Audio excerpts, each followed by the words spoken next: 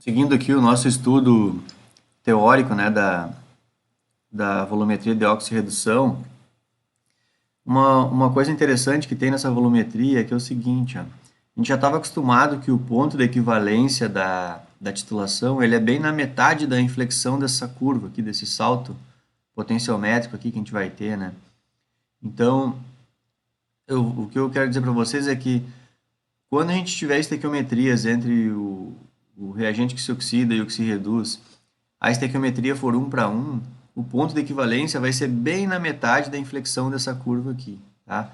O que a gente já estava acostumado a saber, né? Sempre foi assim nas volumetrias que a gente estudou antes. Mas agora, uma coisa interessante é que quando as estequiometrias não são 1:1, esse ponto aqui ele tem um leve deslocamento, ou para cima ou para baixo, certo? Então, isso é uma coisa específica aqui desse tipo de volumetria, né? Então, por exemplo, aqui eu até peguei um exemplo de uma reação do iodato. Aqui o iodo está com o número de oxidação mais 5, né? E aí o iodo recebe elétrons e fica iodo mais 1, tá? E aqui o tálio está com o número de oxidação mais 1 e vai para o número de oxidação mais 3, né? Ele se oxida. Então a gente tem uma estequiometria de 1 iodato para 2 tálio, certo? Então a gente tem uma estequiometria 2:1 aqui, ou 1:2, né? E, e isso faz um leve deslocamento do ponto de equilíbrio para dentro da curva. É claro que ele não sai fora desse salto potenciométrico, mas ele tem um leve deslocamento. Ele não fica bem no meio, né?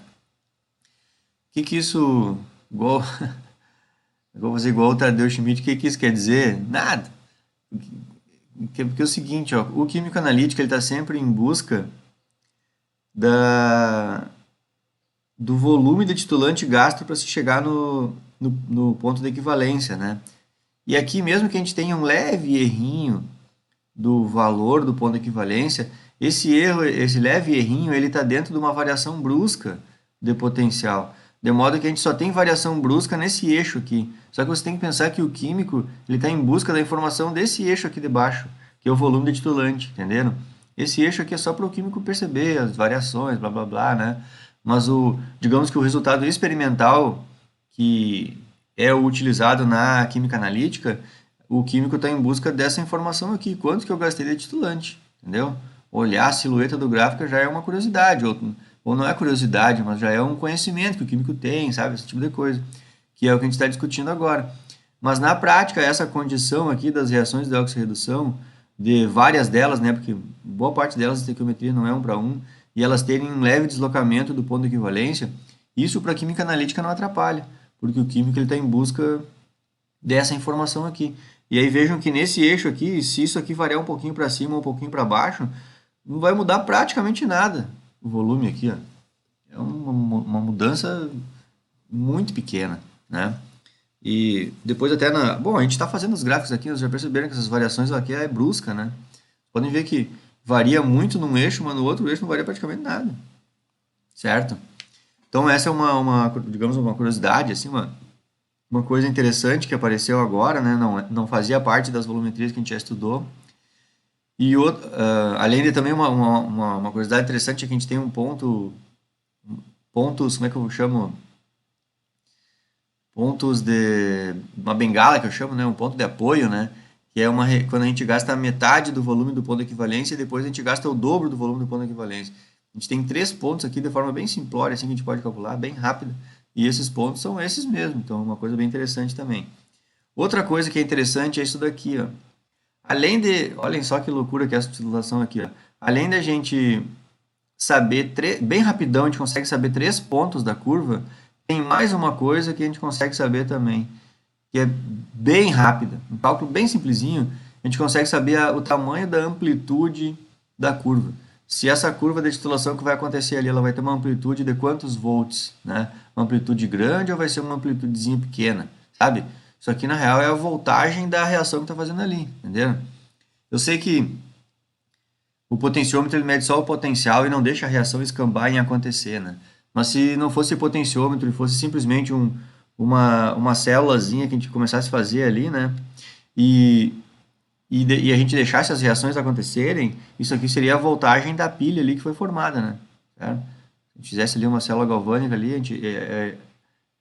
isso aqui seria a voltagem dela, né? Bom, como é que a gente faz esse cálculo aqui? Como é que eu sei a amplitude? É muito simples, é só olhar o potencial de redução de um dos...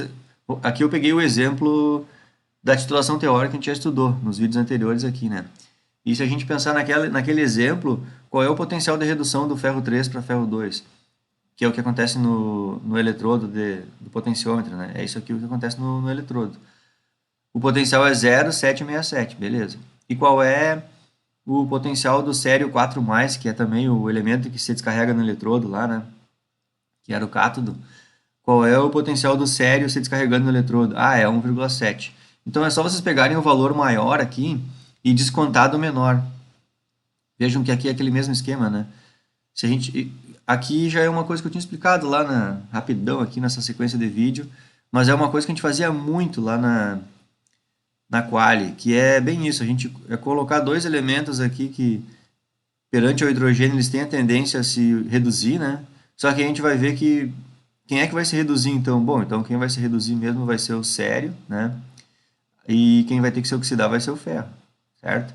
E aí então, para saber o potencial de célula, a gente vai fazer o seguinte, a gente pega o valor maior aqui, ó, o 1,7, e desconta do valor menor.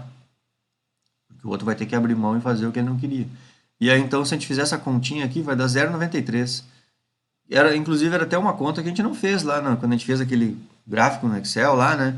A gente não foi ver assim, quanto que variou a amplitude do gráfico. Mas se vocês forem ver lá, varia esse patamar aqui, ó, 0,93 volts. E aí aqui eu peguei o exemplo da titulação anterior, né, que era desse slide aqui, ó, esse exemplozinho aqui, ó, iodato com talho.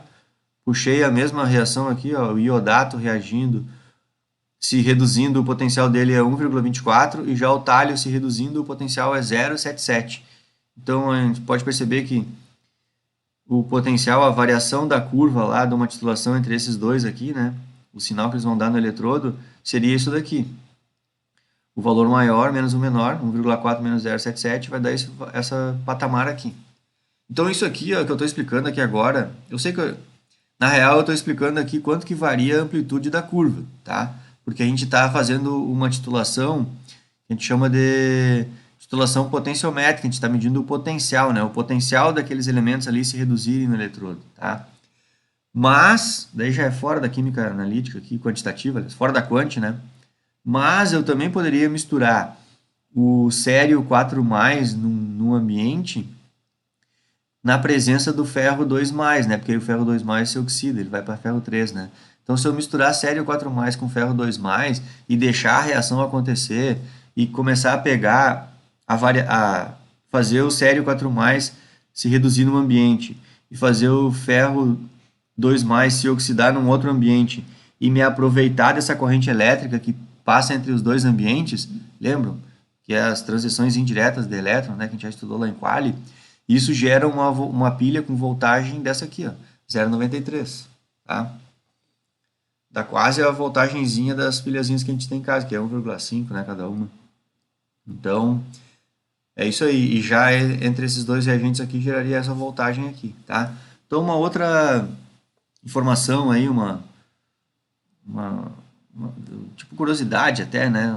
Ou eu diria especificidades das reações de oxirredução e principalmente da volumetria de oxirredução, tá?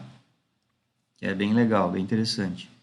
Depois disso, a gente vai começar a ver agora como é que se determina os pontos finais, né? Já deu para perceber que os pontos finais dessa titulação podem ser determinados usando os potenciômetros, né? Então já deu para perceber desde o início da volumetria, que a gente pode usar aquele tipo de aparelho lá, que é um aparelho que a gente vai estudar no último semestre do curso aqui.